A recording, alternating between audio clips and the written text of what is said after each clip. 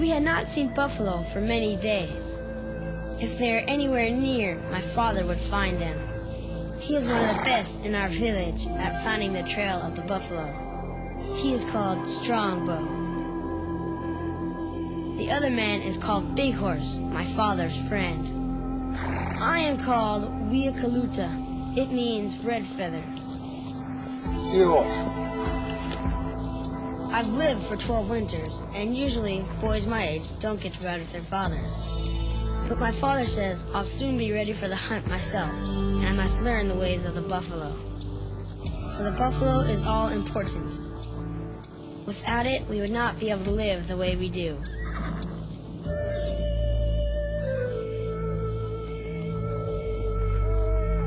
Our very homes are made from the buffalo. Our teepees have been sewn together from buffalo hides.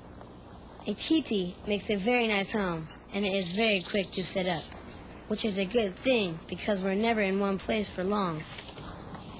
My mother, Sound of the Wind, always sets up our teepee.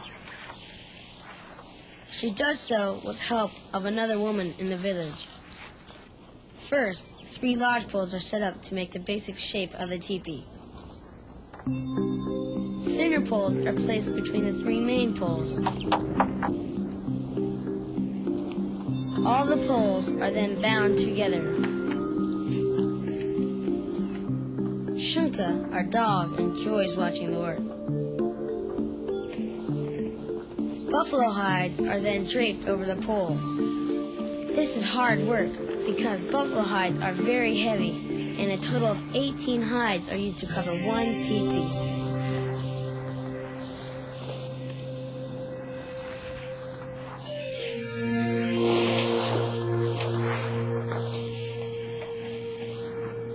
The hides are then stretched tight and pegged around the outside edge.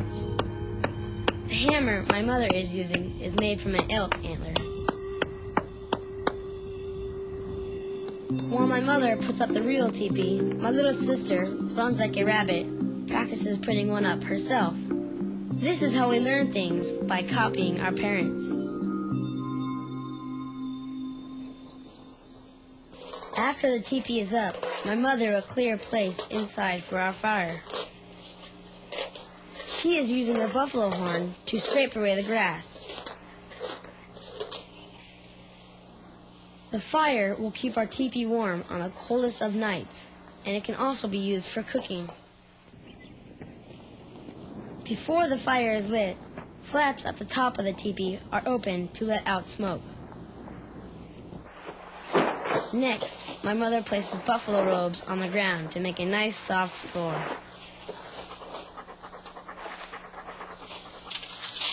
She sets up backrest. These are made out of sticks, and lays out a couple of pillows which are filled with soft buffalo hair. A teepee can be a very comfortable place. One of the last things my mother does is to hang our wind chime. It is made from buffalo hooves and makes pretty sounds when the wind blows against the teepee. After the teepee is set up, my mother will build a fire. Dry grass is placed between 2 pieces of wood.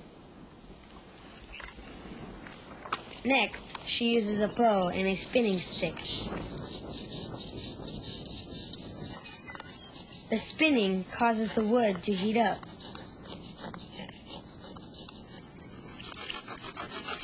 She has to spin very fast, but soon the grass begins to smoke.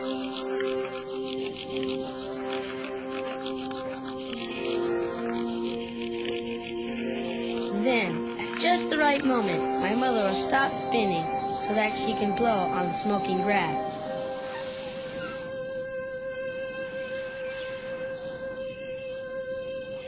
Until finally a flame appears. She'll add bigger and bigger sticks to the flame until there is a real fire.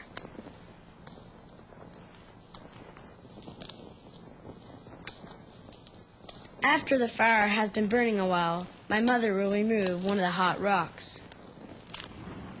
This is placed in a cooking bag. The rock will cause the water to boil in a very short time. After which, my mother will add some pieces of buffalo meat, which we eat practically all the time,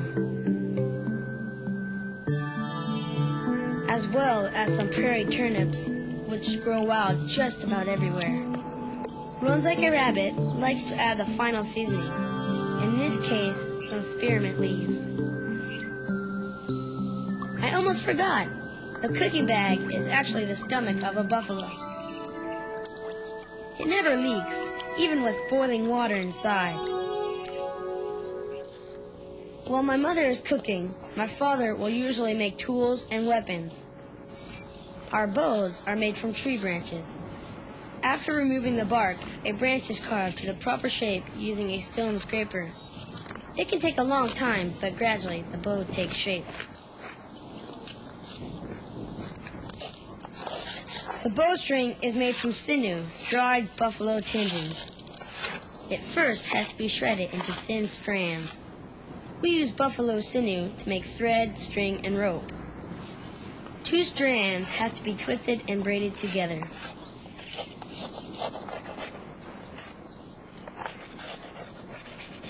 A freshly made bowstring is almost impossible to break.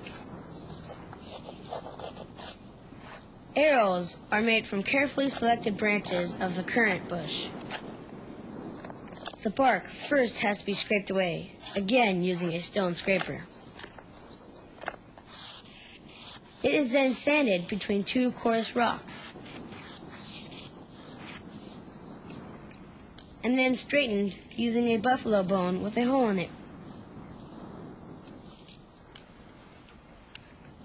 Straightening is very important because if an arrow isn't straight, it won't fly straight.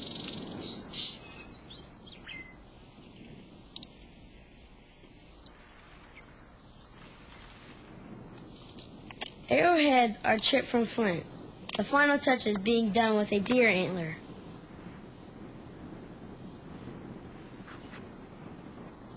The arrowhead is then tied to the shaft with sinew.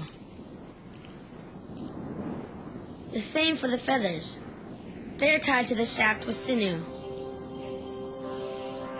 Then covered with a coating of glue, which is made from buffalo hide. A properly made bow and arrow in the right hands is a very deadly weapon.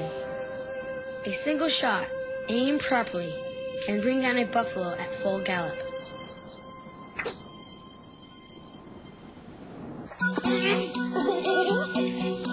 Work isn't all we do. There's usually time for games, at least for children, like buffalo hunt. It's not only a lot of fun, but it teaches us to be buffalo hunters.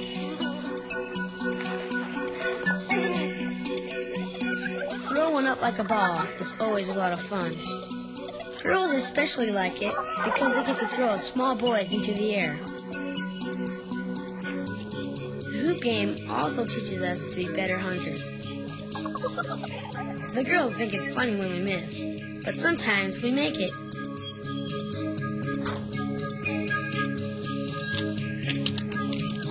Shinny is another popular game. The object here is to hit a ball into your opponent's ball.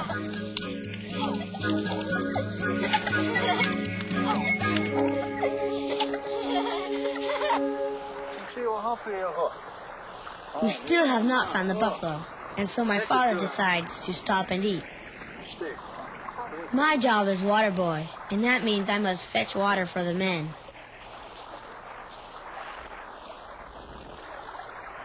The water bag I'm using is made from a buffalo bladder.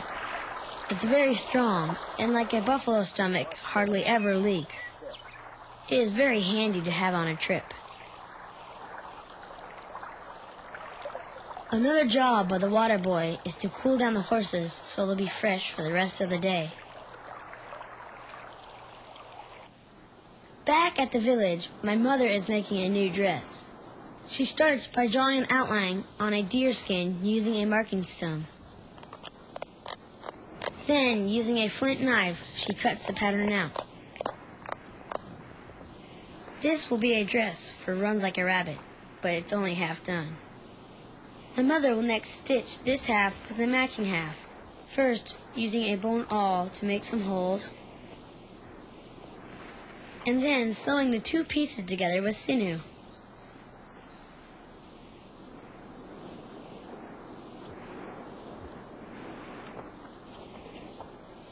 This is an everyday dress, so it won't be decorated. But many of our things are beautifully decorated. One woman in our village is well known for her beautiful embroidery. She does it by wrapping dyed porcupine quills around sections of buffalo or deer skin.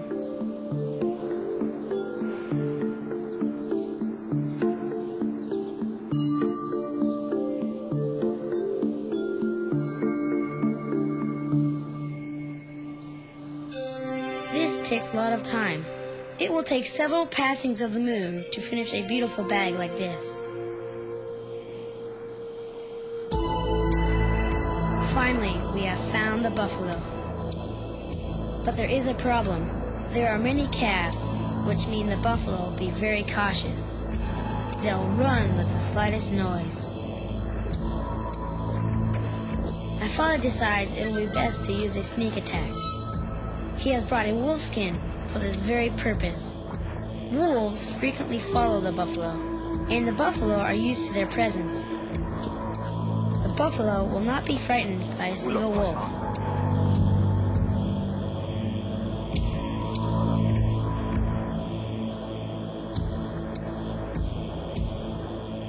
My father will hunt alone using his bow and arrow.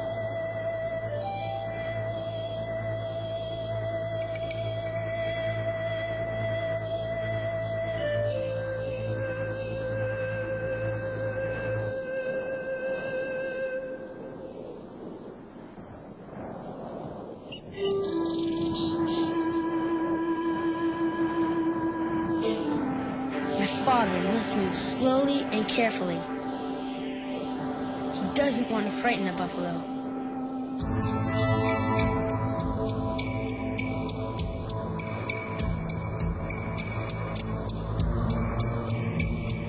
Buffalo hunting is dangerous. Several men in our village have been killed by charging bull buffaloes. It can take a long time to get close enough to shoot.